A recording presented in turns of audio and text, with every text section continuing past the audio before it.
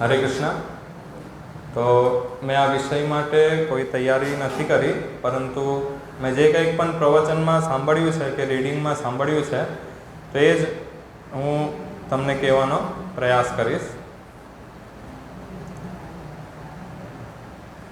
શીલ પ્રભુપાદે એકવાર પ્રવચનમાં કહ્યું હતું કે આપણે જો અગર આપણી દરેક વસ્તુ કોઈને સમર્પિત કરી દે, ભગવાનને આપણી દરેક વસ્તુ આપણે આપી દઈએ, તો એનો એવો અર્થ નથી થતો કે આપણે એ બધી વસ્તુ ગુમાવી દઈએ છીએ.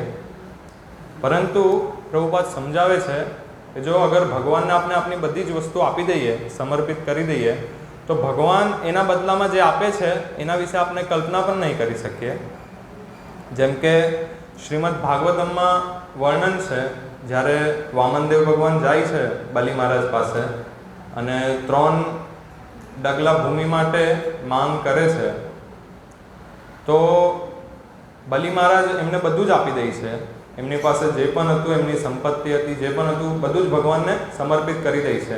અને એના બદલામાં ભગવાન વામનદેવ એમને એક બહુ જ મોટું રાજ્ય આપે છે અને એના રાજ્યના દ્વારપાળ તરીકે કાર્ય કરે છે. તો આજે આપણે જોઈએ કોઈ બહુ જ મોટો વ્યક્તિ હોય, નરેન્દ્ર મોદી છે કે કોઈ બીજા એવા નેતા હોય, તમે જો એની બધું જ એમને સમર્પિત કરી દેશો, પણ એમનો એવો ભાવ નહીં હશે કે તમારા ઘરના ચોકીદાર બની જાય. પણ ભગવાન આટલે હદ સુધી કે ચોકીદાર બની જાય છે, બલિ મહારાજના વોચમેન તરીકે ઊભા રહી છે. તો શીલ પ્રભુપાદ એ જ વસ્તુ અહીંયા સમજાવે છે કે ભગવાનને સમર્પણ કરતાં શીખવું જોઈએ. ભગવાનને આપણી દરેક વસ્તુ ભગવાનની સેવામાં લગાવવી જોઈએ. વાસ્તવમાં એ છે ભગવાનની જ વસ્તુ છે, જેને આપણે આપણી પોતાની સમજીએ છીએ એ છે ભગવાનની જ વસ્તુ છે. અને એની સાથે પ્રભુપાદ એ પણ સમજાવે છે કે આપણે એ હેતુથી ભગવાનને દાન કે સમર્પણ નહીં કરવું જોઈએ કે હું ભગવાનને આપીશ, એનાથી ઘણું બધું મને મળશે. ભક્તોએ દાન આપવું કે કંઈક પણ સમર્પણ કરે છે તો એ ભક્તિભાવથી કરવું જોઈએ, અહેતુકી ભાવથી નહીં કે કોઈ લાભની આશાને દ્વારા કરવું જોઈએ. પછી ઘણીવાર થાય છે કે ભક્તો પર દુઃખ આવે છે તો ઘણીવાર વિચલિત થઈ જવાય. અને માયાદેવીનું કાર્ય એ જ છે કે આપણે સતત મનમાં એ વસ્તુનો પ્રશ્ન કરાવે કે તે આટલી ભક્તિ કરી છે તો પણ તારી પર આટલા બધા દુઃખ આવે છે, તો પછી ભક્તિ કરવાનો શું લાભ છે? આપણે એવું ઈચ્છતા નથી કે એવા વિચાર આપણે આવે, પણ માયા બહુ પ્રબળ છે અને એના કારણે આપણે એવા વિચાર મનમાં લાવે છે. તો યુધિષ્ઠિર મહારાજ ભગવાનના નિત્ય સંગી હતા. એમની સાથે ખાવાનું હતું, ફરવાનું. બધા પાંડવો જે છે તો ભગવાનના એકદમ નજીકના સંબંધી હતા. તે છતાં પણ એમની પર દુઃખ આવ્યા. આપણા દુઃખની તો કોઈ તુલના જ નહીં થશે કે એમના પર જેટલા દુઃખ આવ્યા હતા. જ્યારે દુર્યોધન પાસે માંગી કે મને 5 ગામ ખાલી અમને આપી દઉં, દુર્યોધને કીધું એક સોયની અણી જેટલું પણ તમને જગ્યા ભૂમિ નહીં મળશે. એ લોકોનું પોતાનું રાજ્ય હતું, એમાંથી એમને કાઢી નાખવામાં આવ્યા. 12 વર્ષ વનવાસ કરવો પડ્યો, 1 વર્ષ અજ્ઞાતવાસ કરવો પડ્યો. તો ભગવાન એમની સાથે છે તો પણ એમની પર દુઃખ આવે છે. તો યુધિષ્ઠિર મહારાજ એકવાર પ્રશ્ન પૂછે છે કે અમે તો ભગવાનની સાથે ને સાથે રહીએ તો અમારી પર દુઃખ કેમ આવે છે? તો ભગવાન એનો જવાબ આપે છે કે જે મારા સૌથી પ્રિય છે ને એનું બધું જ હરી લઉં છું.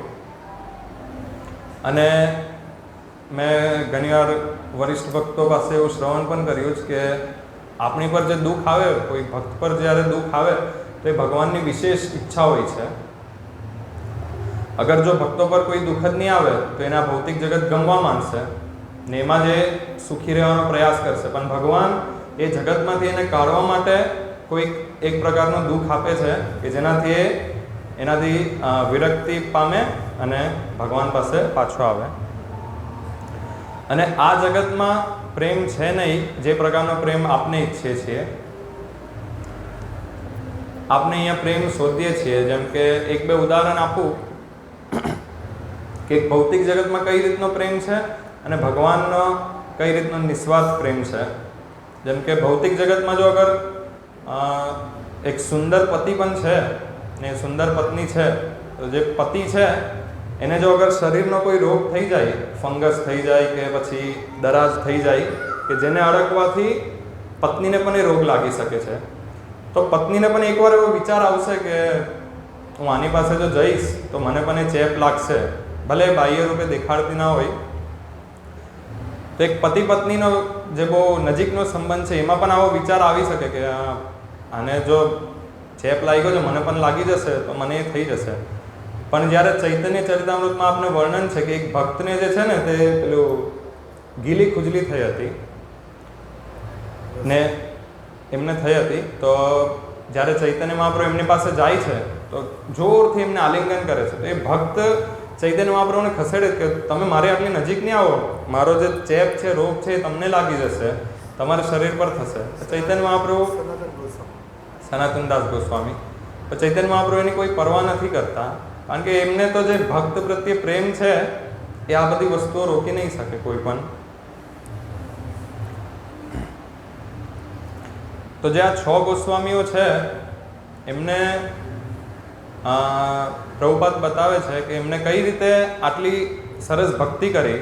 આજે આપણે શું ઈચ્છીએ છીએ કે આપણે વિદેશી જે ટેકનોલોજી છે એનો ઉપયોગ કરીએ, કે પછી એ લોકોને કંપનીમાં કામ કરીએ, એનાથી આપનું નામ થશે. પણ એ લોકો ઓલરેડી વિદેશી લોકો સાથે કામ કરતા જ હતા. રૂપ ગોસ્વામીને એ લોકો જે છે, જે મેજિસ્ટ્રેટ હતા, બહુ મોટા પદ પર હતા, પણ એ બધું છોડીને એ લોકો ચૈતન્ય મહાપ્રભુ સાથે આવી ગયા મિશનમાં, બધું જ સમર્પણ કરીને. તો પ્રભુપાદ એ સમજાવવા માંગતા હતા કે એમનો જે ભાવ હતો તે ગોપીઓનો ભાવ હતો.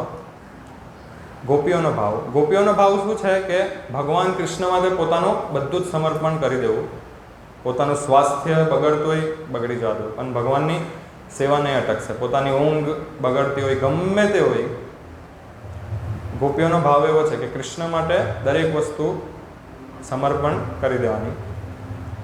તો ચૈતન્ય મહાપ્રભુ એક સંન્યાસી છે ને એક સ્ટ્રિક્ટ સંન્યાસી છે કે જે સ્ત્રીઓથી ઘણા દૂર રહેતા હતા. ચૈતન્ય મહાપ્રભુ જો અહીંયા ઊભા હોય ને કોઈ સ્ત્રી ચૈતન્ય મહાપ્રભુ જતા હોય ને કોઈ સ્ત્રી પસાર થતી હોય ત્યાંથી, તો એ પહેલાં ઊભા રહી જાય, એ સ્ત્રીને પસાર થવા દે, પછી એ જાય. એમના એક શિષ્ય હતા છોટા હરિદાસ ઠાકુર. એમને એકવાર કોઈ સ્ત્રીને કામુક દ્રષ્ટિથી જોઈ લીધી તો એને પોતાના સંઘમાંથી કાઢી નાખ્યો. એક નાની ભૂલ થઈ સ્ત્રીની બાબતમાં તો એને સંઘમાંથી કાઢી નાખે છે. હવે આટલા સ્ટ્રિક્ટ સંન્યાસી જ્યારે ભક્તિ વિશે પૂછવામાં આવે છે તો ચૈતન્ય મહાપ્રભુ કહે છે રમ્યા કાચિદ ઉપાસના વ્રજવધુ, કે જે પ્રકારની ભક્તિ જે છે તે ગોપીઓ દ્વારા જે પ્રકારની થઈ છે ને એવી કોઈ કરી નહીં શકે. અને એ શ્રેષ્ઠ છે એ ભક્તિ કે બધું જ ભગવાન માટે સમર્પિત કરી દેવું. તો ચૈતન્ય મહાપ્રભુ પણ આ માટે વખાણ કરે છે ગોપીઓના, એક સંન્યાસી હોવા છતાં પણ. એટલે જે શુદ્ધ ભક્તો છે એમાં તો કોઈ આવો ભેદ નથી હોતો સ્ત્રી પુરુષનો કે એ પ્રકારનો. પછી હનુમાનજી જ્યારે નંદગ્રામ ગયા હતા તો રામગિરિધાર પ્રભુ સાથે ચર્ચા થયેલી કે આપણે જનરલી કોઈ સેવા કરી દઈએ તો બતાવીએ બધાને કે જો મેં આ સેવા કરી, મારા દ્વારા આ થઈ ગયું, મેં આ બધી વસ્તુઓ કરી છે. જ્યારે હનુમાનજી લંકામાં ગયા ત્યાં આગ લગાવી દીધી આખી, બધાને હેરાન કરી નાખ્યા, બધાને એક ડર પેદા કરી દીધો બધાના મનમાં. પછી સીતા માતાને મળીને આવી જાય છે. તો જ્યારે રામ ભગવાન પાસે આવે છે ત્યારે એવું નથી કહેતા કે રામ ભગવાન મેં તો છે ને લંકામાં આગ લગાવી દીધી, બધાને હેરાન કરી નાખ્યા, રાવણ પણ થોડોક ભય પામી ગયો મારાથી. એ ખાલી રામ ભગવાન પાસે જાય ને કહે છે કે હું સીતા માતાને મળીને આવી ગયો. એટલે પોતાની જે તારીફ છે તે આ રીતે પ્રસ્તુત નથી કરતા. પછી જ્યારે વિભીષણ લંકા છોડીને ભગવાન રામની સેનામાં આવે છે ત્યારે એમને જણાવે છે કે તમારા હનુમાનજી આવેલા અને આટલું મોટું પરાક્રમ કરીને ગયા. તો રામ ભગવાન એ સાંભળીને બહુ ખુશ થઈ જાય છે કે આટલું સરસ એમને કર્યું છે. તો એક ભક્ત તરીકે આ ગુણ શીખવો જોઈએ કે હનુમાનજીથી કે કોઈ સેવા કરીએ છીએ એને બતાવવાનો પ્રયાસ કે પછી એનો દેખાડો કરવાનો પ્રયાસ નહીં કરવો જોઈએ. અને ઘણીવાર આ ભૌતિક જગત છે જે પ્રકારનું કે કોઈ નાની સેવા પણ આપણે જો કરીએ, ઝાડુ મારવાની સેવા પણ કરશું, પોતા મારવાની સેવા પણ કરશું, તો પણ માયાદેવીનું કાર્ય છે કે આપણામાં એ નાખી દે કે હા તું બહુ સારી સેવા કરે છે. તો ભક્તોના સંગમાં રહેવાથી એ પ્રકારનો જે મિથ્યા અહમ ભાવ પણ આવે છે તે પણ તૂટી શકે છે ભક્તોના સંગમાં. અને ભગવાન જ એવી કોઈ વ્યવસ્થા કરી દે કે જો અગર એ વ્યક્તિ ભક્તોના સંગમાં જાય તો એનો અહમ ભાવ તૂટી જાય. એકવાર બ્રહ્માજીને આ રીતનો અહંકાર થઈ ગયો કે હું જ આ બધું જોઉં છું. ભગવાન તો નાના બાળક ગોપ બાળકો સાથે રમે છે, આ કંઈ ભગવાન થોડી હોય, ગોપ બાળકો ઉચકીને જતા રહી છે. તો ચૈતન્ય ચરિતામૃતમાં એક સ્ટોરી આવે છે, બ્રહ્માજીનો અહંકાર ભગવાન તોડે છે એ બાબતે. એકવાર બ્રહ્માજી દ્વારકા જાય છે, તો દ્વારપાળ રોકે છે એમને મહેલમાં જવા માટે. તો એ કહે છે કે જાઓ ભગવાનને કહો બ્રહ્માજી આવ્યા છે. તો એ જાય છે, પાછો આવીને પૂછે છે કે કયા બ્રહ્માજી જો તમે? બ્રહ્માજીને નવાઈ લાગે છે, આ કેમ આવું પૂછે છે? એમને કહો 4 મુખવાળા બ્રહ્માજી આવ્યા છે, તમે એમને કહી આવો. પછી ભગવાનને કહી આવે છે કે 4 મુખવાળા બ્રહ્માજી આવ્યા છે. પછી કહે છે ઓકે આવવા દેવો. તો બ્રહ્માજી અંદર જાય છે અને સૌથી પહેલો પ્રશ્ન એ જ પૂછે છે કે હું જે કહેવા આવ્યો છું એ બધું તો સાઈડ પર જવા દેવું, પણ તમે એવું કેમ પૂછ્યું કે કયા બ્રહ્માજી આવ્યા છે? શું મારા સિવાય પણ બીજા બ્રહ્માજી છે? બસ ભગવાન ખાલી એક સ્માઇલ કરે છે, ત્યાંથી કરોડો અબજો બ્રહ્માજી ત્યાં આવી જાય છે, અસંખ્ય બ્રહ્માજી અને શિવજી ત્યાં ઉપસ્થિત થઈ જાય છે. તો આ તો ખાલી 4 મુખવાળા બ્રહ્માજી હતા. જે બીજા બ્રહ્માજીઓ આવ્યા, કરોડો, કોઈના મુખ છે, કોઈના લાખો મુખ છે, કોઈના 10,000 મુખ છે, કોઈના અબજો મુખ છે, એવી રીતે અલગ અલગ બ્રહ્માજી આવે છે. તો ભગવાનને એ ઐશ્વર્ય જોઈ છે કે આટલા બધા લોકો એમની અંડરમાં કાર્ય કરે છે, હું પોતે આટલો અહંકાર કરતો હતો, હું તો એક તુચ્છ એ છું.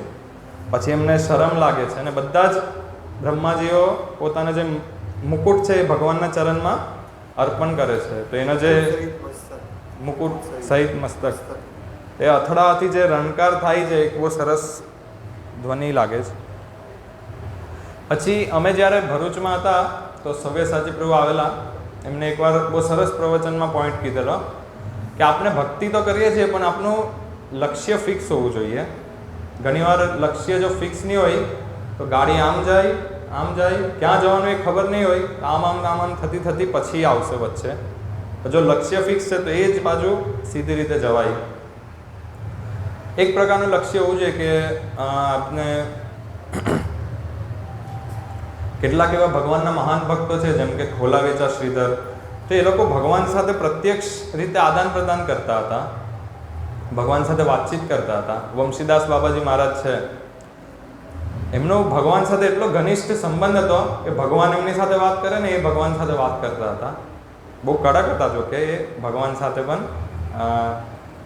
ગૌરનીતા હતા એમની પાસે. એકવાર શું થાય છે કે એ વાસણ કોઈ ચોરીને લઈ જાય છે, તો એ ગૌરનીતા એને ખીજવાય, ભગવાન છે, જગતના નાથ છે, પણ એમનો એટલો સંબંધ હતો ભગવાન સાથે. ગૌરનીતા એને કહે છે કે જો તમે વાસણની કંઈ વ્યવસ્થા કરો, નહીં તો તમને લોકોને આજનું ખાવાનું નહીં મળશે. તો ખરેખર એ બનાવતા પણ નથી. પછી કોઈ એક રીતે એક વાસણ થઈ જાય છે. તો ચૈતન્ય મહાપ્રભુને ગૌરને કહે છે કે જો આ નિતાઈનું વાસણ આવી ગયું છે, તમારે પણ જો તારે પણ ખાવું હોય તો વ્યવસ્થા કરી લેજો તો જ બનશે. ને કરે પણ એવું જ છે કે ખાલી નિત્યાનંદ ભગવાન માટે કુકિંગ કરે છે ને એમને જ ભોગ લગાડે છે. પછી બીજી રીતે કોઈ રીતે ભગવાન વ્યવસ્થા કરીને બીજું વાસણ પણ અપાઈ દે, પછી જઈને ચૈતન્ય મહાપ્રભુ એટલે ગૌર માટે કુકિંગ થાય છે. મારો કહેવાનો મતલબ એ છે કે આટલો ઘનિષ્ઠ સંબંધ એવું જરૂરી નથી કે ખાલી વંશીદાસ બાબાજી જ કરી શકે. દરેક વ્યક્તિ જે છે ભગવાન સાથે એવો ઘનિષ્ઠ સંબંધ રાખી શકે છે. ક્યારે? કે જ્યારે પૂર્ણ રૂપે શુદ્ધ થઈ જાય. વંશીદાસ બાબાજી જો કે ભજનાનંદી હતા. આપણે એમનું અનુકરણ નથી કરવાનું, પણ એ જે શુદ્ધ ભક્તિ છે એ સ્તર પર પહોંચવાનો પ્રયાસ કરવાનો છે. એના માટે ગંભીરતા બહુ જરૂરી છે. ભક્તિ માટે જો ગંભીર હોય તો બહુ ઝડપથી આપણે શુદ્ધ ભક્તિ તરફ પહોંચી શકીએ. એવું નથી કે આ ભૌતિક જગતમાં પણ આ વસ્તુ સંભવ નથી.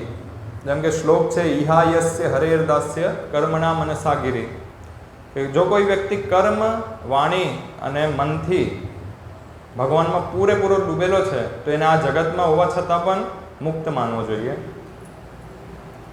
પછી છે કે ભક્તિ બહુ જ આમ બહુ અઘરી છે, પણ જો અગર ગુરુના માર્ગદર્શનમાં થાય છે તો બહુ સરળ બની જાય છે. એકવાર એક નિરક્ષર બ્રાહ્મણ હતા, એમની ચૈતન્ય મહાપ્રભુ સાથે એક કથા છે કે એમના ગુરુ મહારાજે કીધેલું કે તમે ભગવદ્ ગીતા વાંચો. એમને આવડતું નહીં હતું. બધા જે ત્યાં વિદ્વાન બ્રાહ્મણો બધા હતા તો એમનું મજાક ઉડાવે, તને તો કશું આવડતું નથી, તું તો તારું તો વ્યર્થ છે મનુષ્ય જીવન. પણ એ વાંચે ને રડતા રહી.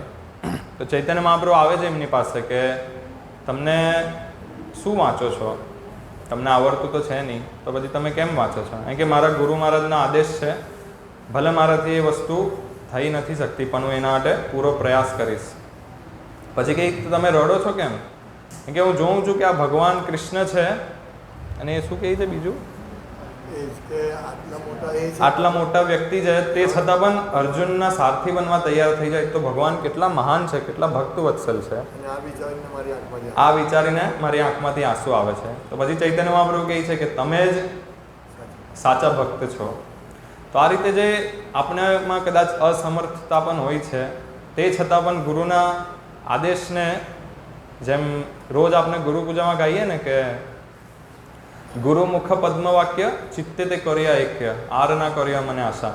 ગુરુમુખ પદ્મવાક્ય કે ગુરુ મહારાજ જે છે એકલું દીક્ષા ગુરુ માટે નથી, આ શિક્ષા ગુરુ તરીકે પણ એમના જે મુખ કમરમાંથી જે પણ આદેશ આવે છે, એક બાજુ છે ગુરુનો આદેશ ને એક બાજુ છે આપની હૃદયની પોતાની ઈચ્છા. તો હવે આને એક કરવા માટે આપની હૃદયની ઈચ્છા સાઈડ પર રાખીને જે ગુરુનો આદેશ છે એને એક કરવું પડે.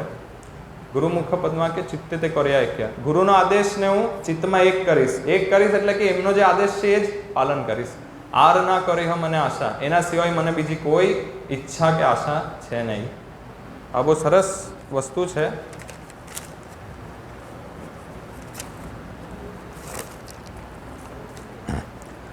હજી કેટલાક મેં પ્રવચનમાંથી કંઈક સાંભળ્યું છે એ કહીશ. તો શીલ પ્રભુપાદ ભગવાનના દર્શન કઈ રીતે કરવા તે આપને શીખવે છે. આપણે જનરલી ઉત્સુક હોઈએ, ભગવાનનો પડદો ખુલે ને એમના દર્શન કરીએ, ઉત્સુકતા હોવી જોઈએ. પણ પ્રભુપાદ સમજાવે છે કે આપણે ભગવાનના દર્શન નહીં કરવાના, આપણે એવું સેવા કરવી, એટલી સેવા કરવી કે ભગવાન આપના દર્શન કરવા માટે ઈચ્છા રાખે, ભગવાન આપના દર્શન કરવા માટે આવે. એટલે એવું નહીં કે બહુ મોટું કંઈક કાર્ય કરી દેવું, નહીં, સિમ્પલ જ વસ્તુ જે ગુરુ આદેશ આપે એને પૂરી રીતે કરી દેવું. એ જ એક વસ્તુ છે જેનાથી ભગવાન આપણાથી આકર્ષિત થઈ શકે. પ્રભુપાદે તો આપણે દરેક વસ્તુ શીખવી છે, એક એક વસ્તુ શીખવી છે. કઈ રીતે મરવું એ પણ શીખવું છે, દેહ ત્યાગ કઈ રીતે કરવો એ પણ શીખવું. જ્યારે પ્રભુપાદ દેહ ત્યાગ કરતા હતા તો પણ એ પ્રચાર માટે રેકોર્ડિંગ કરે છે. ભાગવતમનું જે પરપટ છે એ રેકોર્ડિંગ કરે છે. પછી આપણા ભક્તોમાં એક કોમન સમસ્યા થઈ જાય, 7મો અપરાધ આપણે દરેક વ્યક્તિ કરીએ, નામ કે બલ પર પાપ કરના. એ જે છૂટ મળી જાય કે તમે પાપ કરો અને હરિનામથી તમને મુક્તિ મળી જશે. તો પ્રભુપાદને એક પ્રશ્ન પૂછ્યો કોઈ કે અજામિલે પણ તો આવું જ કર્યું ને, એને કેટલું જીવનમાં પાપ કર્યું ને અંતે તો એને નારાયણ નામ લીધું ને મુક્તિ મળી ગઈ.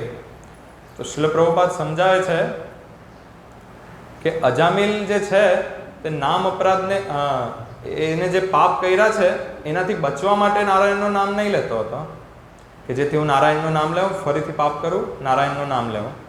એ તો એનો ખબર જ નહીં હતી કે એને નારાયણ નામ લેવાથી આટલું એનું પાપ મુક્તિ થઈ રહી છે. તો એને એ વસ્તુ જાણી જોઈને નહીં કર્યું હતું, એટલા માટે એમને અપરાધ નહીં લાગ્યો હતો. પરંતુ જો આપણે એ પ્રમાણે જાણી જોઈને કરશું તો આપને અપરાધ લાગશે અને ભક્તિ પછી ત્યાં જ અટકી જશે, એનાથી આગળ નહીં વધી શકે.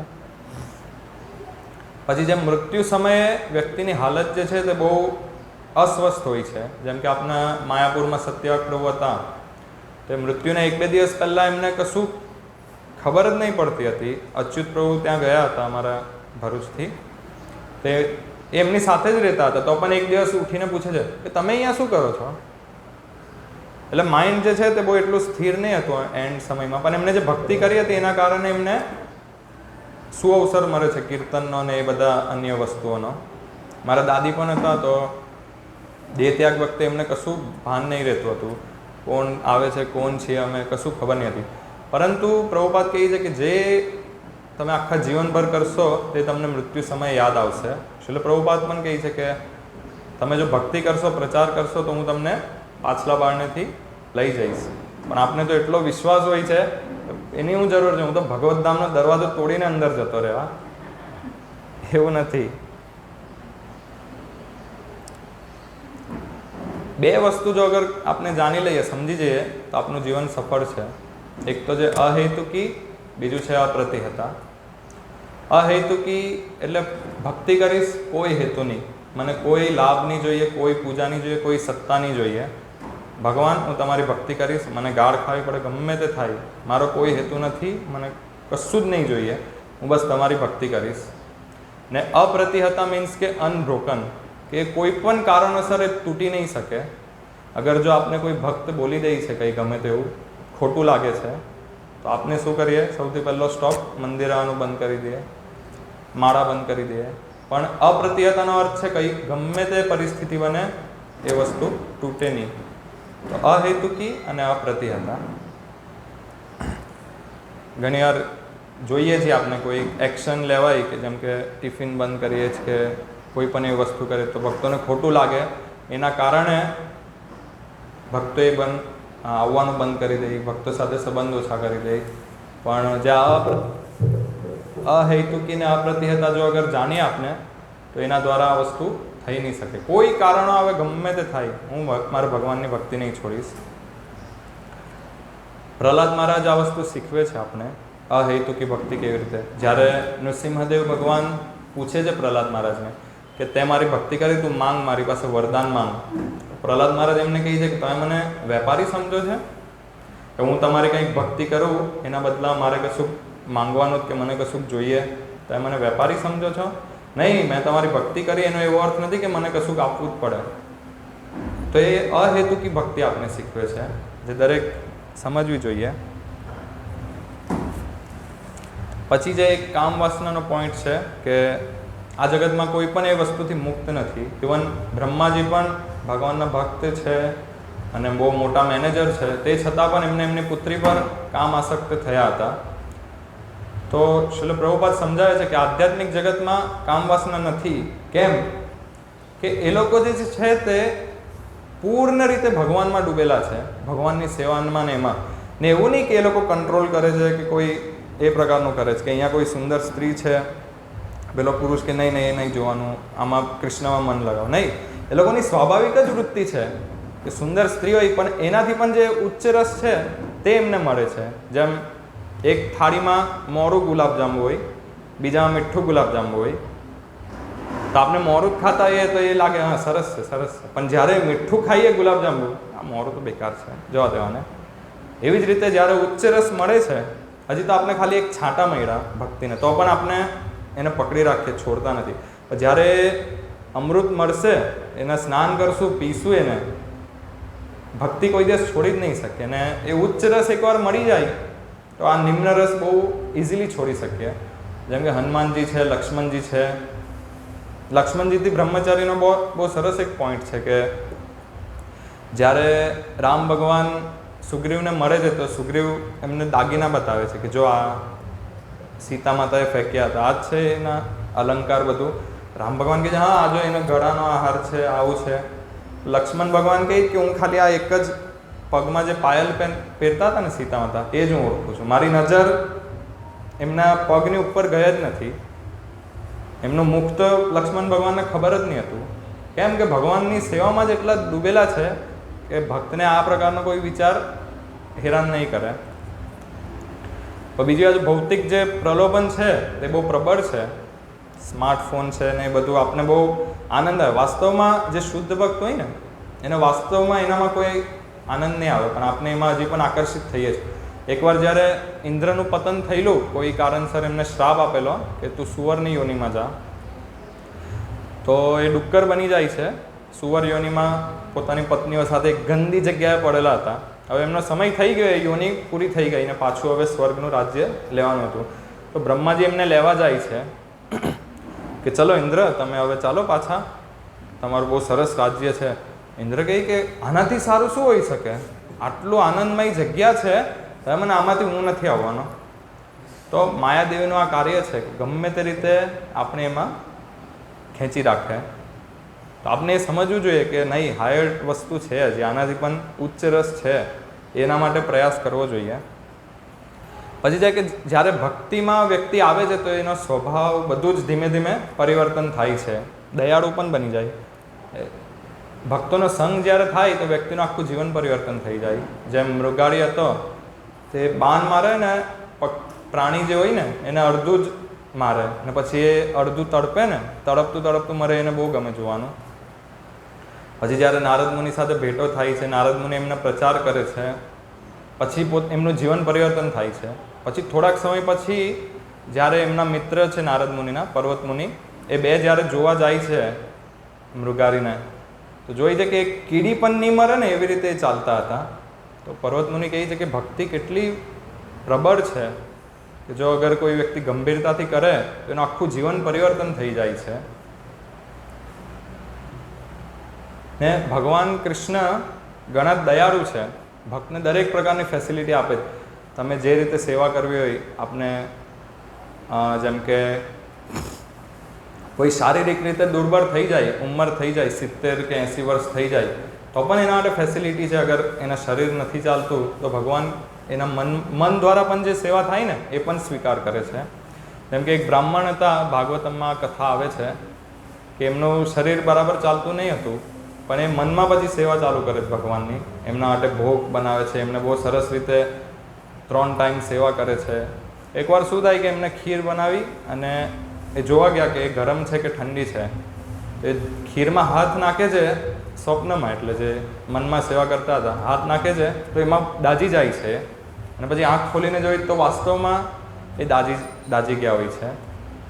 પ્રભુપાદ સમજાવે છે કે ભગવાન દયાળુ છે અને એ પ્રકારે આપણી પાસે સેવા મનમાં પણ જો કરો છો તો એ પણ સ્વીકાર કરે છે ભગવાન.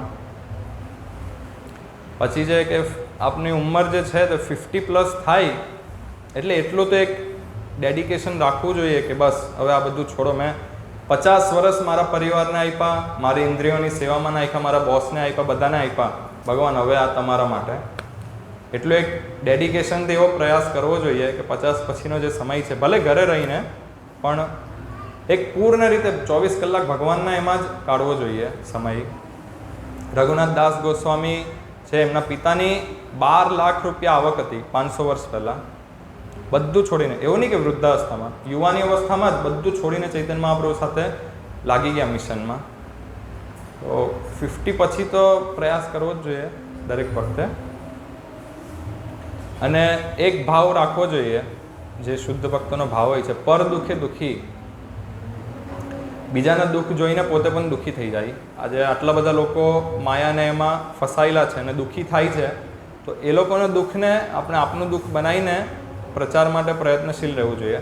જેમ વાસુદેવ દત્ત છે, ભગવાનના મહાન ભક્ત, એ કહે છે કે તમે ભગવાન જેટલા પણ લોકો છે એ બધાના પાપ મને આપી દઉં, હું જીવનભર હંમેશ માટે હું નરકમાં રહેવા ને હું એ લોકોની સજા ભોગવીશ, તમે બધાને લઈને ભગવદ્ધામ જતા રહો.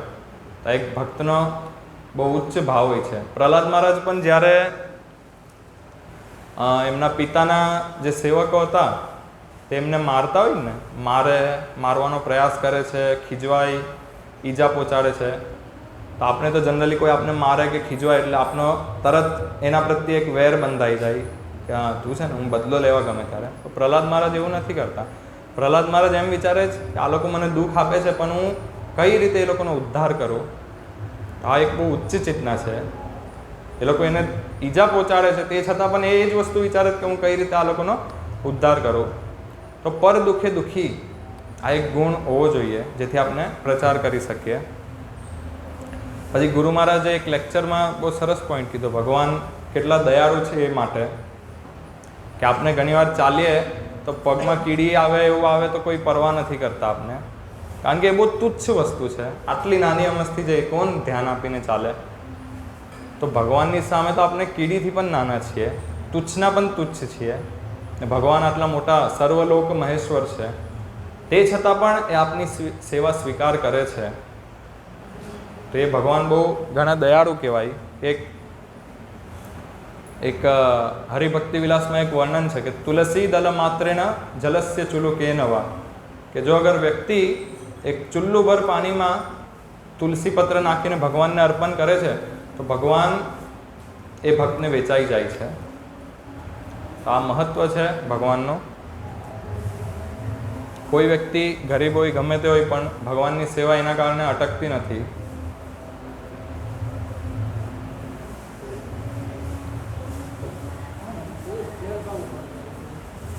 પછી જ્યારે હરે કૃષ્ણ. નહીં નહીં, હરે કૃષ્ણ. હરે કૃષ્ણ.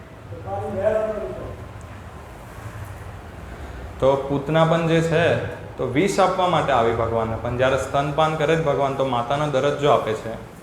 એકચ્યુઅલી પૂતના જે હતી તે પાછલા જન્મમાં બલિ મહારાજની બેન હતી, અને જ્યારે વામનદેવ ભગવાન ત્યાં આવે છે તો એ બલિ મહારાજના બેન એમનાથી બહુ આકર્ષિત થઈ જાય છે વામનદેવ ભગવાનની સુંદરતાથી, ને એવું મનમાં જ એવી ઈચ્છા કરે છે કે કાશ મારો પણ આવો પુત્ર હોય. તો ભગવાન એ ઈચ્છાને ગ્રહણ કરી લે છે. પછી ભલે જ્યારે વામનદેવ ભગવાન છલ કરે છે તો પછી બોલે પણ છે એમના બેન કે હા તે આવું કર્યું, આવું નહીં સારું, ને આમ મનમાં બોલે પણ છે. તો ભગવાન એ બધી વસ્તુ નથી જોતા, પણ એ જે ભક્તની એક ઈચ્છા હતી, એ જે બલિ મહારાજની બેનની ઈચ્છા હતી એને સ્વીકારે છે, અને બીજો જન્મ પૂતનાનો આપે છે, અને એ રીતે માતાનો એક દરજ્જો આપે છે, એમની ઈચ્છા પૂરી કરે છે. તો ભગવાન એટલે આ દયાળુ છે એ વસ્તુ બતાવવા માંગે છે. આપણે કોઈ મોટા નેતાને જે ખાલી ભારતનો હોય કે ગમે તે હોય, એક ચૂલ્લો પર પાણીને તુલસી આપશું, કોઈ આપની એની જાત આપને વેચી નહીં દેશે, પણ ભગવાન તો એના માટે પણ તૈયાર છે. સારથી બનવાનો સારથી બની જશે, જે કરવાનો એ કરી લેશે. પછી એક બહુ સરસ પોઈન્ટ છે કે શુદ્ધ ભક્તો જે છે ને, તો એક બાજુ સેવા છે ને બીજી બાજુ એક સેવામાંથી જે આનંદ મળે છે તે છે. તો શુદ્ધ ભક્તો એ સેવામાંથી જે આનંદ મળે છે એના માટે પ્રયત્નશીલ નથી. ભગવાનની સેવા કોઈ કારણસર અટકવી નહીં જોઈએ, કોઈ પણ સંજોગોમાં. એ વસ્તુ છે. જેમ કે ચૈતન્ય ચરિતામૃતમાં વર્ણન છે કે જે દારૂક હોય છે ને, જે ભગવાનને ચામર નાખે છે, તો એને એમાં એટલો આનંદ આવે છે કે એના કારણે એ અટકી જાય છે. આપણે કોઈ વાર શુદ્ધ ભક્તિનું તો આપણે આસ્વાદન નથી, પણ એવું કહેવાય છે કે જ્યારે બહુ જ આનંદ આવે તો સ્તબ્ધ થઈ જાય વ્યક્તિ. તો દારૂક જ્યારે બહુ આનંદ આવે છે તો એ સ્તબ્ધ થઈ જાય, ને એને કારણે એ ચામર નથી નાખી શકતા, ભગવાનની સેવામાં બાધા આવે છે. તો કહે છે કે મારે આ આનંદ નથી જોઈતો, જેના કારણે ભગવાનની સેવામાં બાધા આવે. જનરલી આપણે કોઈ બે સેવા સોંપવામાં આવે, એક સેવા છે જે આપણે બહુ ગમતી હોય છે, બીજી સેવા છે કે જે એટલી પસંદ નથી, પણ આપણે પૂછવું જોઈએ આપણા શિક્ષા ગુરુને કે લીડરને કે ઓથોરિટીને, હું કઈ સેવા, તમે કઈ સેવા ઈચ્છો છો મારા દ્વારા થાય એવું, અને એ કહે કે હા આ સેવા કરો, તો એ સેવા માટે આપનો પૂરો પ્રયાસ હોવો જોઈએ. પછી જ્યારે રાધારાણી પણ છે, તો રાધારાણી ભગવાનની સેવા કરે તો આંખમાંથી આંસુ આવી જાય. એ આંસુને લીધે ભગવાનના દર્શન સ્પષ્ટ રીતે નહીં થઈ શકે. ને પછી ગોપીઓ પણ છે તો બ્રહ્માજીની નિંદા કરે છે કે તમને કશું બનાવતા આવડે છે કે નહીં. એ જે પલક એક ક્ષણ માટે ખાલી બંધ થાય છે, તો એક ક્ષણ માટે પણ ભગવાન એમનાથી દૂર થાય છે. ગોપીઓ કહે કે કરોડો યુગો વીતી જાય ને એટલું અમને લાગે છે. આ શુદ્ધ ભક્તોનો એ છે કે ભગવાનથી એક ક્ષણ માટે પણ દૂર નથી થઈ શકતા. ને આપણે તો દિવસના દિવસ મંગલા આરતી કહી ચાલ જવા દે, પુસ્તક વિતરણ જવા દે, કંઈ વાંધો નહીં. એ એટલું એ નથી. આ ભક્તોથી આપણે શીખ લેવી જોઈએ. પછી પુસ્તક વિતરણમાં પણ આપણે જઈએ, 2 પોઈન્ટ છે કંઈક કહેવાના, કે એક જટાયુ હતા તો એમને સીતા માતાને છોડાવવાનો પૂરો પ્રયાસ કર્યો, વિફર ગયા, રાવણે એને મારી અને કાપી નાખી પાક. તો જ્યારે ભગવાન રામચંદ્ર એમની પાસે આવે છે તો એ શું કહે છે કે લક્ષ્મણ, જેટલું દુઃખ મને સીતાના એનું નથી ને, એ જતા રહ્યા સીતા માતા, એનું એટલું દુઃખ નથી જેટલું દુઃખ મને જટાયુના મૃત્યુ, એટલે જટાયુ મને છોડીને જશે એનાથી થશે. તો પ્રભુપાદ કે કોણ સમજાવે છે કે જ્યારે આપણે પ્રચારમાં પણ જઈએ તો આપનો પૂરો પ્રયાસ કરો પુસ્તક વિતરણ માટે પણ. પછી એ વ્યક્તિ પુસ્તક લે, લક્ષ્મી આપે કે નહીં આવે, આપણે આપનો પૂરો પ્રયાસ કરવાનો છે. તો ભગવાન જે છે તે પ્રયાસથી જ એટલા પ્રસન્ન થઈ જાય છે આપના. પછી ઘણીવાર આપણે પુસ્તક વિતરણમાં જઈએ તો કોઈ એવો વ્યક્તિ મળી જાય આપણે જે ચર્ચા જ કર્યા કરે. અમારા એક ભરૂચના ભક્ત છે, એ જો પુસ્તક વિતરણમાં જાય, જો આવો કોઈ વ્યક્તિ મળી ગયો તો એને હરાયો વગર જાય જ નહીં ત્યાંથી, કે ચર્ચામાં 1-2 કલાક થઈ જાય તો પણ જાય નહીં. પણ પ્રભુપાદે શીખવું છે આપણે કે એકવાર રૂપ ગોસ્વામી પાસે એક વ્યક્તિ આવ્યો ને કીધું કે તમે મારી સાથે આધ્યાત્મિક ચર્ચા કરો, ને જે આપણા બેમાંથી જીતશે એ વિદ્વાન કહેવાશે. રૂપ ગોસ્વામી તરત જ હાથ જોડી દીધો, હું હારી ગયો બસ. પછી જ્યારે જીવ ગોસ્વામીને ખબર પડે કે મારા ગુરુનું આ રીતે અપમાન થયું, હરાઈ દીધા, અને તો તો જાય છે ને એની સાથે ચર્ચા કરે છે, બોલ તું આધ્યાત્મિક ચર્ચા કરી આપણે, ને એને બરાબર હરાઈ દે છે જીવ ગોસ્વામી. પછી એ વસ્તુ રૂપ ગોસ્વામીને ખબર પડે તો એને બોલાય જીવ ગોસ્વામીને કે તમે કેમ સમય બગાડ્યો, કે હું પણ ચાહતે તો એને હરાઈ શકતો હતો, પણ એમાં સમય બગાડવાની જરૂર નહીં હતી. તો ઘણીવાર પુસ્તક વિતરણમાં જઈએ છીએ, જો એ વ્યક્તિ પુસ્તક ખરેખર એવું લાગે છે લેશે ને એવું થશે તો ચર્ચા કરવી જોઈએ. બાકી જો એ સમય બગાડે, હા અમે હારી ગયા, અમે આગળ જઈએ છીએ, એ રીતે સમય બગાડવો નહીં જોઈએ. બીજા અન્ય ઘણા લોકો છે જે લોકોને પુસ્તક આપવાનો પ્રયાસ કરવો જોઈએ. પછી એક પ્રશ્ન થાય કે આપણે એક કામ કરીએ તો કે બંને સાઈડ પગ રાખીએ, એક બાજુ આધ્યાત્મિક જગતમાં પણ ને એક બાજુ ભૌતિક જગતમાં પણ. સવારે કંઈક મોર્નિંગ પ્રોગ્રામ કરીએ, બપોરે જોબ પર જઈએ, સાંજે આવીને થોડુંક મોબાઈલમાં મૂવી જોઈ લઈએ કે યુટ્યુબ પર થોડોક સમય બગાડી લઈએ. પરંતુ આમાં થશે શું કે ભગવાન જે છે તે ભક્ત પાસે શરણાગતિ માંગી લે છે. ભગવદ્ ગીતામાં શ્લોક છે, યે યથામામ પ્રપદ્યંતે તામ તથૈવ ભજામ્યહમ, કે ભક્ત જેટલો શરણાગત ભગવાનને થશે એટલા અનુસાર જ ભગવાન પણ તેની સાથે આદાન પ્રદાન કરશે. મહાભારતમાં એક કથા આવે છે, જ્યારે દ્રૌપદીનું વસ્ત્રહરણ થતું હતું તો સૌથી પહેલાં તો દ્રૌપદી એક હાથ ઊંચો કરે છે ને કૃષ્ણ કૃષ્ણ પોકારે છે, ને બીજી બાજુથી પોતાનું સાડી પકડી રાખે છે. પૂરી શરણાગતિ ત્યારે નહીં હતી કે નહીં કદાચ જો ભગવાન નહીં આવ્યા તો મારી સાડી એ થઈ જશે, એટલે એ પણ પકડી રાખે ને બીજી બાજુ ભગવાનને પણ બોલાવે છે. ભગવાન ત્યારે નથી આવતા. પોઈન્ટ એ કહેવાનો છે કે ભગવાન પણ ભક્ત પાસે પૂરી શરણાગતિ માંગી લે, પછી નથી આવતા. પછી જ્યારે દ્રૌપદીને લાગે કે હવે તો મારા હાથમાં કશું છે જ નહીં, પૂરી હવે હું ભગવાન પર જ નિર્ભર છું, ત્યારે બંને હાથ ઊંચા કરીને બોલાય છે કૃષ્ણ કૃષ્ણ. તરત જ ભગવાન આવે છે ને એને રક્ષણ આપે છે. તો આપણે કદાચ એમ વિચારતા હોઈએ કે એક હાથથી આમ પકડી રાખો ને બીજી બાજુ ભગવાનને બોલાવો, તો ભગવાન પણ બહુ હોશિયાર છે, શરણાગતિ ભક્ત પાસે માંગી લે છે. એટલે ગંભીરતાથી પ્રયાસ જો નહીં હશે, યે યથામામ પ્રપદ્યંતે તામ તથૈવ ભજામ્યહમ, જેટલી આપની શરણાગતિ એટલું ભગવાન તરફથી આદાન પ્રદાન આપની સાથે થશે. ને સ્વાભાવિક વસ્તુ છે, કોઈ 1000 કે 10,000 માળની બિલ્ડિંગ હોય, એક ઉદાહરણ છે, તો એક છે સીડીથી જવાનું, દાદર ચડીને જવાનું, બીજું છે લિફ્ટમાં સીધા પહોંચી જવાનું છે. તો જે દાદરવાળો રસ્તો કોઈ મૂર્ખ વ્યક્તિ જ પસંદ કરશે ને, લિફ્ટમાં જતા રહો સીધા. એટલે જે બે સાઈડ પગ મૂકવાવાળી વાત છે તો એમાં થશે પ્રગતિ, પણ બહુ જ ધીમે ધીમે દાદર ચડીને આપણે જઈશું. જો પૂરી ચેતના ભગવાનની જોઈ છે, ઇહા યસ્ય હરેર દાસ્ય કર્મના મનસાગીરી, એ પ્રકારની જો ચેતના હશે તો બહુ ઝડપથી ભગવાનની ભક્તિ કરી શકશું. એક લાસ્ટ પોઈન્ટ છે કે જે વસ્તુ બહુ સરળતાથી ઉપલબ્ધ હોય તેની મૂલ્ય નહીં થાય. કોઈ કરોડ અબજોપતિનો છોકરો હોય તો એને 10 રૂપિયા કે લાખ રૂપિયાની તો કોઈ વેલ્યુ થવાની જ નથી.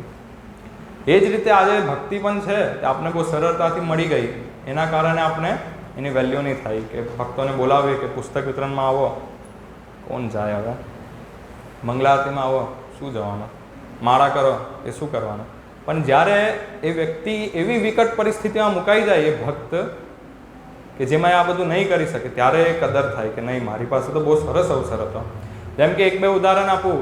રશિયામાં આજે જો કોઈ પુસ્તક વિતરણ કરવા જવું હોય ને તો ભક્તો ભેટીને જાય. એ લોકોને ખબર નથી કે એ વ્યક્તિ રિટર્ન આવશે કે નહીં.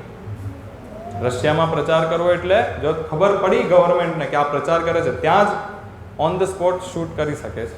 એટલે ભક્તો ભેટીને જાય કે ભાઈ હું પ્રચારમાં જાઉં છું, મારું નક્કી નહીં હું સાંજે આવીશ કે નહીં. આટલા ડેડિકેટેડ પહેલાં એવું હતું. તો આટલા ડેડિકેટેડ ડિવોટીઝ હતા. અને પ્રભુપાદના સમયમાં પણ બધા ડેડિકેટેડ.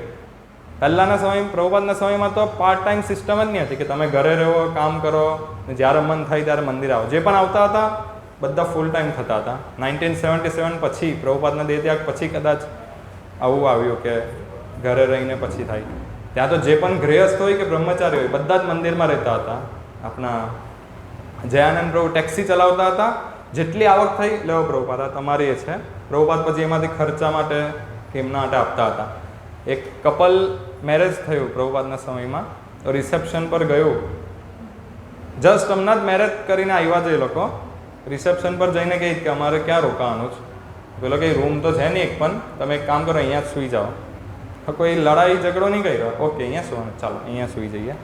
એટલા શરણાગત કે ભાઈ મેઇન હેતુ છે ભક્તિ કરવું, પ્રચાર કરવો.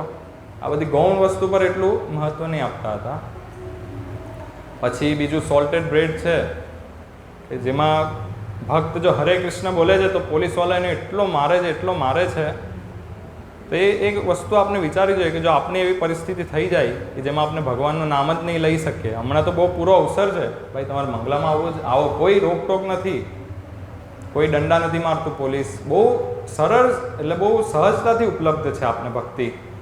તો એના પછી પણ જો આપણે એને સ્વીકારીએ નહીં ને એમાં ચૂકી જઈએ તો એ દુર્ભાગ્ય કહેવાય, આપણું બહુ મોટું દુર્ભાગ્ય કહેવાય. બસ તો અહીંયા પૂરું. પછી કેટલાક પોઈન્ટ છે જે મારા બ્રહ્મચારી આશ્રમમાં હતા તો નાના છે. કેવું કેમેરો પછી બંધ કરી દો. જેમ કે આ રવિવારે મેં જોયું કે એટલે જે મને યાદ આવે છે એ પ્રમાણે કહ્યું, આ રવિવારે મેં જોયું કે બધા ભક્તો શૃંગાર આરતીનો શંખ વાગી ગયો તે છતાં પણ 8-10 ભક્તો નીચે માળા કરતા હતા અહીંયા બહાર દાદર પર. એટલે મેં પૂછ્યું કે કેમ માળા કરો છો હજી? એમ કે આ પતે એટલે પછી જઈએ ને. પણ એવું નથી, જ્યારે શૃંગાર આરતી કે કોઈ પણ આરતીનો શંખ વાગી જાય છે, જેટલી પણ માળા બાકી હોય ત્યાં જ સ્ટોપ કરીને સીધા ભગવાન પાસે આવી જવાનું. એવું નહીં કે આ માળા પૂરી થાય પછી જ આવે. મેં આવું જોયું છે વરિષ્ઠ ભક્તોને કે જો શંખ વાગી ગયો એટલે જેટલી માળા ત્યાં ટેબલ પર કશે મૂકી દઈ. શ્રીલ પ્રભુપાદે પણ મોર્નિંગ વોક કરવા જાય ને અને એકવાર એક શિષ્ય કે આપણે થોડી વાર મોડા પહોંચીએ, કઈ વાંધો નહીં, ત્યારે શંખ વગાડજો. પ્રભુ કે નહીં, 7:30 પહોંચવું, 7 કે 7:15 પહોંચવાનું, એટલે પહોંચવાનું. એટલે ભગવાનને રાહ નહીં જોવાની, આપણે ભગવાનની. હા, તો એ રીતે તરત ત્યાં જ માળા સ્ટોપ કરીને સીધા ભગવાન પાસે આવી જવાનું. પછી એકવાર કરજણ સેન્ટરમાં હું, વૃંદાવન ચંદ્રપ્રભુ, દામોદર પ્રભુ બેઠા હતા. તો અમારી કંઈક ચર્ચા ચાલતી હતી તો દામોદર પ્રભુએ એક બહુ સરસ પોઈન્ટ શીખવો કે જ્યારે ગુરુ આદેશ આપે ને આપણે તો વિચારવાનું નહીં, પહેલાં તો યસ કહી દેવાનું, યસ ગુરુ મહારાજ. પછી બીજું એ કરવાનું, એના માટે પૂરો પ્રયાસ આપનો કરવાનો. ને પછી જો એમ લાગે કે આ મારાથી થાય એવું નથી, ત્યારે ત્રીજું પગલું છે કે ગુરુ મહારાજને જઈને કહેવું કે ગુરુ મહારાજ આમાં આવી સમસ્યા જ આવું છે. જ્યારે કોઈ પણ આદેશ આપે છે આપણે સૌથી પહેલું યસ કરવાનું, પછી એના માટે પૂરો પ્રયાસ કરવાનો, પછી જઈને કહેવાનું જો નહીં થાય એવું હોય તો કે મારાથી આ નહીં થશે. અમે બ્રહ્મચારી આશ્રમમાં હતા તો સદૈવ કડક પ્રશિક્ષણ માટે તૈયાર રહેતા હતા. એકવાર થયું એવું કે અમારી સિસ્ટમ હતી કે જો અગર બુક ગોડાઉનમાંથી બુક્સ લેવી છે તો સૌથી પહેલાં એનું બિલ બનશે, પછી જ એ બુક્સ ટેમ્પો ટ્રાવેલરમાં ચડશે અને ત્યારબાદ એ બુક્સ લઈને જવાનું. તો એ સમયે રણછોડ પ્રભુ આપણા બુક્સનું ડિપાર્ટમેન્ટનું જોતા હતા. તો એમને આળસ કરી કે બિલ નથી બનાવવું, પહેલાં ચડાવી દઈએ બુક્સ, પછી આપણે બિલ બનાવી દઈશું. તો એમને બધી બુક્સ હતી, આખો ટેમ્પો ટ્રાવેલર ભરી, અડધો ટેમ્પો ટ્રાવેલર જેટલી ઘણી બધી બુક્સ હતી, આશરે 50 બોક્સ કદાચ હશે, 50 કે 40 બોક્સ હતા. એમને મૂકી દીધું, બિલની પરવા નહીં કરી. પછી વૃંદાવન ચંદ્રપ્રભુને ખબર પડી કે આને બિલ વગર મૂકી દીધી છે. બોલાવ્યો એમને કે કેમ તમે બિલ વગર મૂકી? એમ કે હું બિલ હમણાં બનાવી દઉં છું જેટલી બુક્સ છે એનું. એમ કે નહીં, આ બધી બુક્સ કોઈની પણ મદદ લીધા વગર તમે એકલા ઉતારો, પહેલાં બિલ બનાવો. ખબર છે કે અંદર એ જ બુક્સ છે, લખેલું બધું છે, ઉતારો બુક્સ, બિલ બનાવો, પછી તમે જ એકલા પાછું જાતે ચડાવો. આ એક કડક પ્રશિક્ષણ, એના માટે પ્રભુજી પણ તૈયાર હતા કે યસ પ્રભુ તમે કીધું ને, બધી બુક્સ એમને એકલાએ ઉતારી, ખાસો સમય લાગ્યો એમને, પછી બિલ બનાવ્યું ને પછી ચડાવી દીધું. તો પ્રભુજી એ વસ્તુ શીખવા માંગતા હતા કે જ્યારે કોઈ આદેશ છે ઓથોરિટીનો તેને રમતમાં નહીં લેવું જોઈએ, ખરેખર ગંભીરતાથી એ પાલન કરવો જોઈએ. ને બીજું એ કે ભાઈ કોઈ શિક્ષા આપને મળે છે, કડક શિક્ષા, તો એના માટે સદૈવ તૈયાર રહેવું જોઈએ. પછી એક પોઈન્ટ મહાપ્રભુએ કીધેલો, ચૈતન્ય મહાપ્રભુએ, કે આપણે આપણો જે સ્વભાવ છે તે ફ્લેક્સિબલ રાખવો જોઈએ. જેમ કે કોઈ આપણે કહે ઉઠાડે માળા કરતી વખતે પ્રભુ, એટલે આપણે એમ ના હું તો સૂતેલો નહીં હતો, સ્વીકાર નહીં કરે, એટલે બીજી વાર પેલો ભક્ત કહે જ નહીં, આપણે એવો સ્વભાવ નહીં કરી દેવાનો, ફ્લેક્સિબલ. હા પ્રભુ મારી ભૂલ થઈ ગઈ, હું ધ્યાન રાખીશ, એક રાખવું જોઈએ. પછી આ તો મેં કહ્યા જ છે પોઈન્ટ, પણ કહી દઉં છું ફરીથી કે રામગીરધારી પ્રભુ એકવાર નંદગ્રામમાં હતા તો કીધેલું કે જો આપણે ભોગ બનાવીએ એમાં માખી પડી જાય તો એક ચમચીથી એટલો ભાગ કાઢી નાખીએ તો ભોગ દૂષિત નહીં થશે, પણ જો એક વાળ પણ ભોગમાં પડી જાય ને એને તમે કાઢી નાખો તો પણ આખો ભોગ દૂષિત થઈ જાય છે. તો કુકિંગ વખતે પણ બહુ ધ્યાન રાખવું જોઈએ કે આપણો કોઈ પણ વાળ કુકિંગમાં નહીં જાય. પછી આપણે ભોગની જે પ્લેટ છે જ્યાં સુધી એ ધોવાય નહીં, ભગવાનની જે ભોગ અર્પણ કરીએ એ પ્લેટ જ્યાં સુધી ધોવાય નહીં ત્યાં સુધી એ કોઈ ખાવું પણ નહીં જોઈએ. એકવાર કરજણમાં સવ્યસાચી પ્રભુ આવેલા હતા, હું કુકિંગમાં હતો, હું લેટ થઈ ગયો કુકિંગમાં, ફટાફટ ભોગ લગાવી દીધો ને પછી પ્રભુજી ઓલરેડી આવીને બેસી ગયા હતા. મેં શું કર્યું, બધું ટ્રાન્સફર કરી દીધું ને ભોગ પ્લેટમાં પાણી મૂકી દીધું કે પાણીથી ધોઈ કાઢી, બરાબર ધોયેલી નહીં હતી ને ત્યાં જ મૂકી દીધી. તો પછી દામોદર પ્રભુ ત્યાંથી પસાર થયા, પૂછ્યું કે તમને ખબર નથી કે ભોગ પ્લેટ ધોવાયેલી હોવી જોઈએ? મેં કીધું લેટ થતું હતું, આવું હતું. કે ભલે લેટ થાય પણ ભગવાનની પ્લેટ જ્યાં સુધી ધોવાય નહીં ત્યાં સુધી સર્વિંગ ચાખવું પણ નહીં જોઈએ મીઠું કેવું. પછી કેટલાક ભક્તો વિશે હું કહું કે એ લોકો એકચ્યુઅલી શુદ્ધ ભક્ત નથી, પણ દરેક ભક્તમાં કોઈને કોઈ પ્રકારનો ગુણ છે. જેમ કે અમારા પદયાત્રાના ઇન્ચાર્જ છે માધવેન્દ્ર પ્રભુ, તો એમની સાથે રહીને એ વસ્તુ શીખું કે એમનો જે ભાવ છે તે આ પ્રકારનો જ હોય કે હું તો એક મૂર્ખ વ્યક્તિ છું, ખરેખર મૂર્ખ જ માને પોતાને, ને જે ઓથોરિટી મને કહેશે બસ એ જ મારે કરવાનું. એ યસ કહે તો યસ, નો કહે તો નો. વાસ્તવમાં માધવેન્દ્ર પ્રભુ મૂર્ખ નથી, બહુ ઇન્ટેલિજન્ટ છે, પ્રચાર કઈ રીતે કરવો બધું એમને ખબર છે, પણ એ પોતાને એવું જ માને હું મૂર્ખ છું, જે ઓથોરિટીનો આદેશ હશે એ પ્રમાણે હું કરીશ. તો આ શીખવું જોઈએ કે જે ઓથોરિટી, જે લીડર એના યસમેન બનતા શીખવું જોઈએ. કે કોઈ પણ સેવા આવે તો સીધું પહેલાં યસ જ. અમને તો આશ્રમમાં એ જ ટ્રેનિંગ હોય કે જી હા, આ બે જ શબ્દો નીકળવા જોઈએ જ્યારે પણ સેવા કોઈ આપે ઓથોરિટી. જી હા, ના શબ્દ તો આવવો જ નહીં જોઈએ. કોઈ ઇમરજન્સી છે જુદી વસ્તુ છે. ઘણીવાર શું થાય કે એક નાનું એક ઉદાહરણ આપું કે તમે અહીંયાથી સેન્ટરથી બહુ જ દૂર રહેતા હોય, વરાછા કયું સૌથી દૂર કયું છે અહીંયાથી? રામજી મંદિરથી, કે જ્યાંથી આવતા 1 કલાક થતો હોય, તો લીડરનો કદાચ ફોન આવે કે પ્રભુજી તમે સેન્ટર પર આવો, ખાલી આ સીડી ત્યાંથી લઈને અહીંયા મૂકવાની છે, એ તમારી સેવા છે. એક નાની સેવા આપે, સૌથી પહેલાં તો આપણા મનમાં પ્રશ્ન થાય કે ભાઈ ત્યાં અડાજણ પર પણ ભક્તો રહી છે, એમને સોંપી દેવું હતું ને, મને આટલો દૂરથી પ્રભુ બોલાવે છે. પણ એ ભક્તનું કયું વલણ હોવું જોઈએ તે હું જણાવું. એ ભક્તે એના માટે તરત તૈયાર રહેવું જોઈએ કે બસ પ્રભુ નાની સેવા છે ને, કંઈ નહીં પ્રભુ, તમે ઈચ્છો છો ને કે હું એ સેવા કરું, હું આવીશ ને કરીશ પ્રભુજી.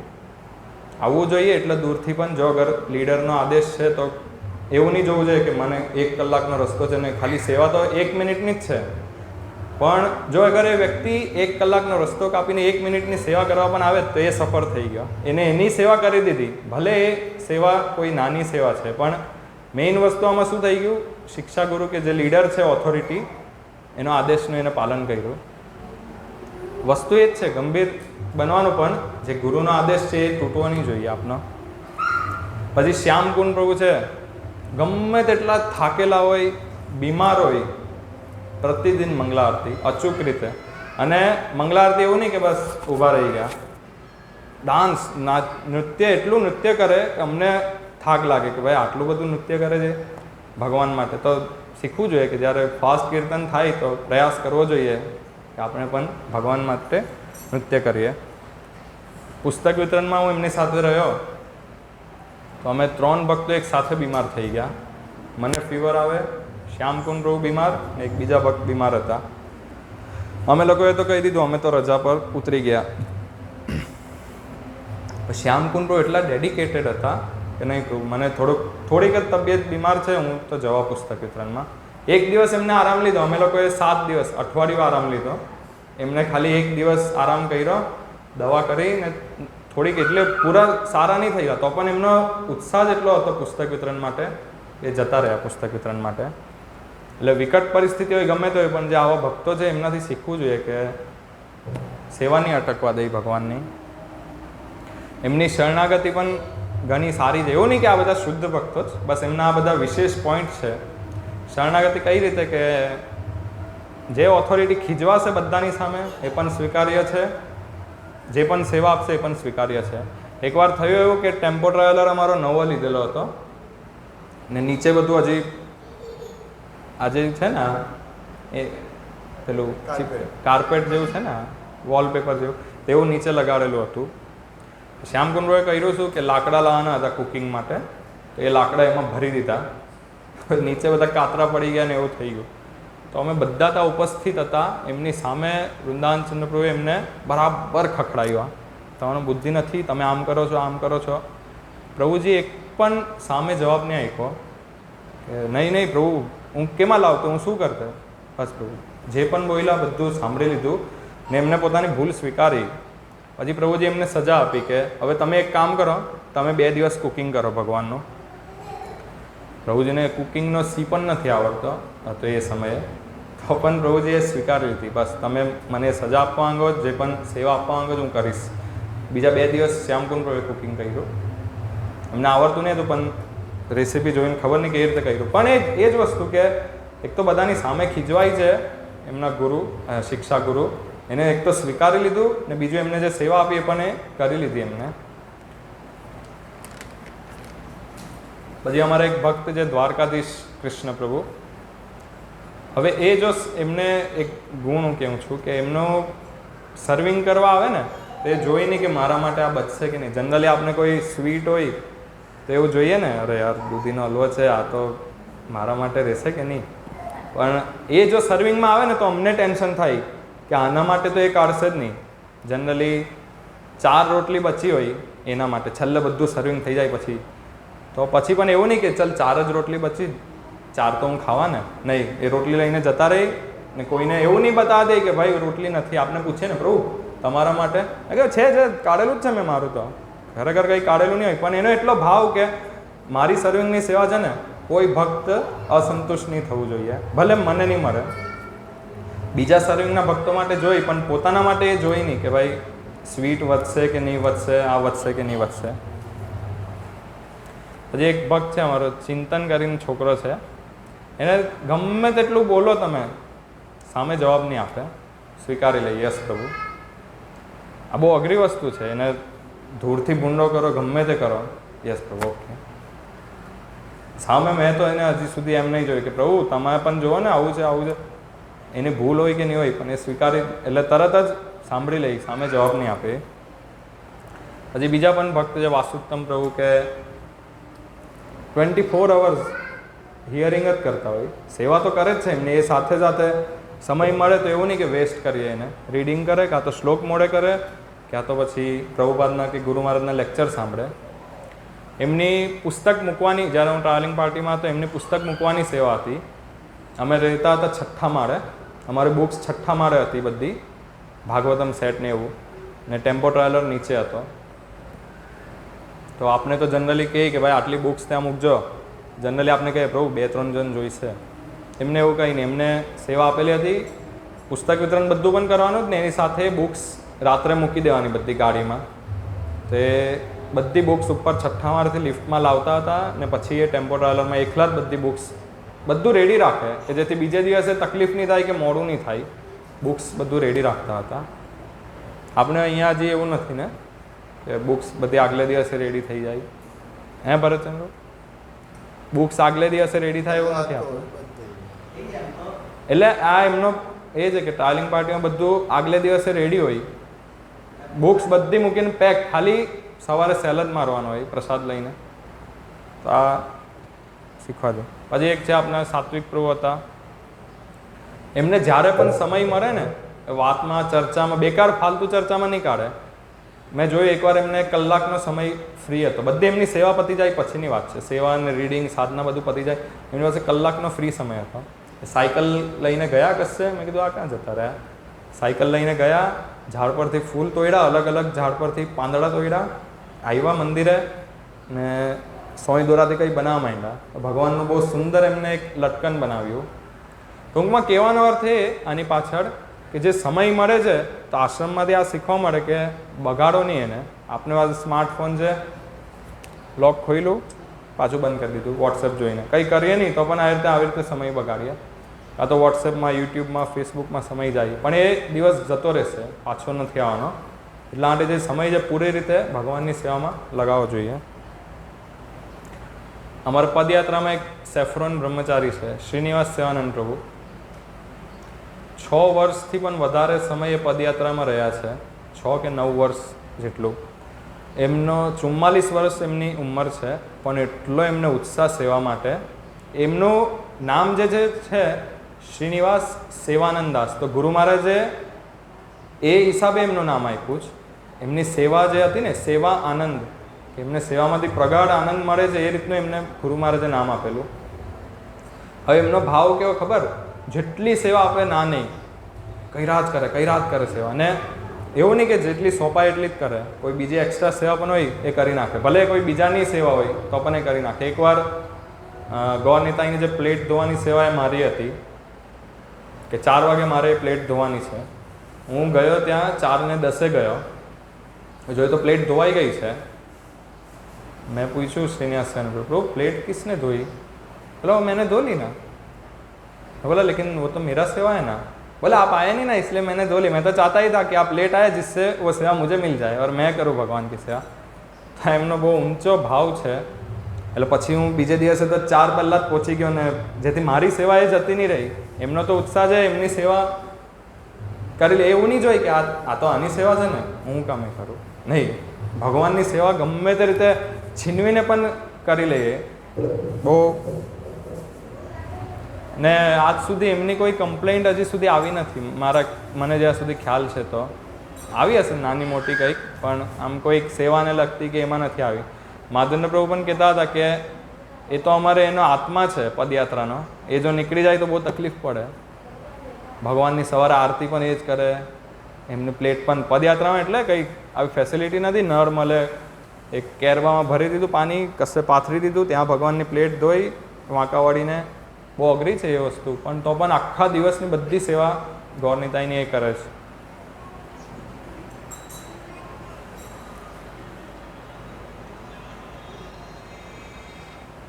બીજું 2 પોઈન્ટ છે ભક્તોના. એક તો જીવન કૃષ્ણ પ્રભુ. જીવન કૃષ્ણ પ્રભુ સાથે અમે ટ્રાવેલિંગ પાર્ટીમાં હતા અમદાવાદમાં. તો જીવન કૃષ્ણ પ્રભુ એમને જ્યારે પણ થોડોક પણ સમય મળે ને, રીડિંગ જ કરે. અમે બધા બપોરે સૂઈ જઈએ, એમના હાથમાં ભાગવતમ જ આવી જાય. બસમાં પણ જતા હોઈએ પુસ્તક વિતરણ માટે, એટલો સમય મળે ભાગવતમ વાંચે.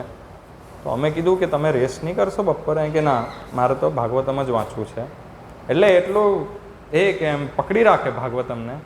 તો એમનું એકવાર આખું ભાગવતમ પૂરું થઈ ગયું ને મારા ખાલી 4 સ્કંદ પૂરા થયા એટલું. એટલે એમ રીડિંગ એ કરતા હતા. એક આ છેલ્લો પોઈન્ટ છે, અચ્યુત પ્રભુ પણ છે અમારા. તો એમની ડેડિકેશન ખાસું છે, શરણાગતિ. કે એકવાર શું થયું, અમે બધા ગયા તલાસરી ફાર્મ, ગુજરાતની બહાર છે, આપને બોમ્બે પાસે છે. પછી ગયા ત્યાંથી વાડા ફાર્મ ગયા. હું, અચ્યુત પ્રભુ, વૃંદાવનચંદ્ર પ્રભુ, 3 જણ હતા. પછી વાડા ફાર્મથી ગયા આપનું ભક્તિવેદાંત બુક ટ્રસ્ટનું જે મેઇન ગોડાઉન છે ને, ભિવંડી, ત્યાં ગયા. ત્યાંથી બધા ભાગવતમ સેટ, ગાડી, આખી ગાડી ફૂલ, ટેમ્પો ટ્રાવેલર એ મૂક્યા. અને પછી ડ્રાઇવિંગ કરીને આવ્યા. બોમ્બેના ટ્રાફિકમાં 2 કલાક ત્યાં જ ઊભા રહ્યા. પછી નવસારી ગયા, કારણ કે અમે ભરૂચ સુધી જઈ શકીએ એટલી શક્તિ નહીં હતી. નવસારી ગયા, ત્યાં જ નાઇટ સ્ટે કરવાનું વિચારી લીધું. હવે અમે તો એટલા થાકેલા હતા કે હું ને અચ્યુત પ્રભુ તો ગયા ને, પેલું શબ પડેલું હોય ને, મૃત શરીર પડે એ રીતે જ પડીને સૂઈ ગયા, એટલા થાકેલા હતા. પછી રાત્રે થયું એવું કે વરસાદ પડ્યો. મારી તો કુંભકરણ જેવી ઊંઘ, અને અચ્યુત પ્રભુને પણ બરાબર અમે તો ઊંઘતા હતા. વૃંદાવનચંદ્ર પ્રભુનો ફોન આવ્યો. અમે 2, હું ને અચ્યુત પ્રભુ એક રૂમમાં હતા, વૃંદાવનચંદ્ર પ્રભુ બીજા રૂમમાં હતા. અચ્યુત પ્રભુ પર રાત્રે 1 વાગે ફોન આવ્યો, પ્રભુજી બહાર આપની ટેમ્પો ટ્રાવેલર છે, વરસાદ પડે છે, જો કોઈ બુક્સ આપની ભીની નહીં થઈ જાય. ભાગવતમ સેટ છે, 50 ભાગવતમ સેટ હતા અંદર ગાડીમાં. અચ્યુત પ્રભુ એવું નહીં કીધું, પ્રભુ તમે પણ તો જાગેલા જ છો ને, તમે જઈ આવો ને, એવું નહીં કીધું. કે પછી એવું નહીં કીધું, પ્રભુ બહુ થક ગયા હું, મેં અબ નહીં હોગા મુझसे. ઓકે પ્રભુ, वो देखना है मैं अभी देखता हूँ. ઊભા થયા, ગમછામાં હતા, ગમછામાં જ ગયા. વરસાદ પડતો હતો, છત્રી કશું નહીં હતું, એમાં જ ભીના ગયા. ગાડી ખોલીને જોયું, અહીંયા પાણી આવે છે, અહીંયા પાણી આવે છે, બધું જોયું. ટૂંકમાં કહેવાનો મતલબ એ કે રાત્રે ઉઠાડીને પણ સેવા આપે એ બહુ અઘરું છે. શરણાગતિ એ ભાવ આવવો, રાત્રે ઉઠાડીને પણ સેવા આપે તો પણ આપણે કેવું યસ પ્રભુ હું કરી દઈશ આ વસ્તુ. તો આ બહુ સરસ શુદ્ધ ભક્તો એકચ્યુઅલી તો કહેવાય. કોઈક થોડા ઘણા પ્રોબ્લેમ હોઈ શકે પણ બહુ સરસ ડેડિકેશન છે એમનું. મેં તો એમને કોઈ દિવસ એવું જોતા સાંભળ્યા જ નથી કે ના એમને કીધું હોય. દરેક સેવા માટે યસ પ્રભુ, ઓકે પ્રભુ, યસ પ્રભુ, યસ પ્રભુ, યસ પ્રભુ. યસ મેન કોમન પોઈન્ટ એ જ છે કે આપણે જો યસ મેન બની જઈએ, યસ કહેતા શીખી જાય શિક્ષા ગુરુ કે ઓથોરિટી કે ગુરુ મહારાજને, આપનું જીવન સફળ થઈ જાય. હરે કૃષ્ણ. કોઈને કોઈ પ્રશ્ન હોય તો પૂછી શકો છો. કોઈ ટીકા ટિપ્પણી હોય, કોઈ પ્રશ્ન છે?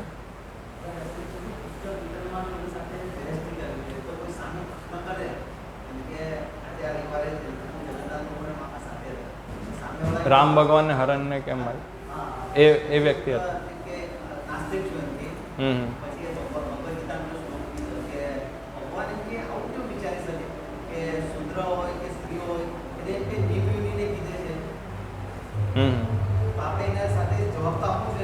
જવાબ આપવો જોઈએ, પણ પ્રભુપાદે કીધું તમારા 2 મિનિટનો પ્રચાર એટલું કામ નહીં લાગશે. એ વ્યક્તિને જો અગર પુસ્તક જશે ને, ઘણા નાસ્તિક લોકો શરૂઆતમાં નાસ્તિક હોય પણ એક સર્વે થયો એમાં ખબર પડી કે જ્યારે 50 ઉંમર થઈ જાય એ પછીના જે નાસ્તિક હતા ને 80% કે 60% લોકો આસ્તિકમાં પરિવર્તન થઈ ગયા. કારણ કે જ્યારે વાસ્તવિક દુનિયાને જોઈ, હમણાં તો યુવાનીનો જોશ હોય એટલે હા હું નાસ્તિક છું, અરે ભગવાનની શું જરૂર છે. પછી જ્યારે વૃદ્ધાવસ્થામાં આવે ને એને જે છોકરા નાનો બાળક હતો એને સાચું આખું જીવન, મોટો થઈને એને કહી તમે મારા માટે કર્યું જ હું છે, ચાલ નીકળ દોહા ઘરની બહાર નીકળ. ત્યારે ખબર પડે અરે યાર મેં તો આના માટે આખો મારો જીવ કાઢી લીધો ને એ તો મારી સાથે આવું વર્તન કરે છે. ત્યારે ખબર પડે કે ખાલી એકમાત્ર આપનો જે આધાર છે તે ભગવાન જ છે. ખાલી એમના સિવાય આપનો કોઈ આધાર જ નથી. નાસ્તિક પણ પછી આસ્તિકમાં આવે, દુનિયા જોઈ આખી પછી છેલ્લે આસ્તિકમાં આવે. તો તમે જે પ્રશ્ન પૂછ્યો તો પ્રભુપાદની તો આ જ શિક્ષા છે કે જો અગર એ પુસ્તક ખરેખર લેવાનો છે, થોડોક 2-3 મિનિટ સમય આપી સમજા, પણ એમાં ચર્ચામાં નહીં ઉતરવું જોઈએ કે નહીં એને ક્લિયર કરવું જોઈએ, નીકળી જાઓ. કારણ કે બીજા એટલા બધા લોકો છે કે જે લોકો ખરેખર પુસ્તક લઈ શકે એવા છે, પણ આપણે આપણો સમય જો આમાં આપી દઈએ તો એ લોકોને સમય નહીં આપી શકીએ.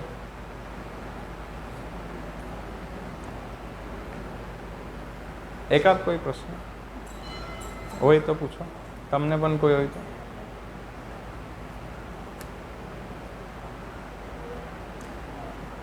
શિલ પ્રભુપાદ કી જય.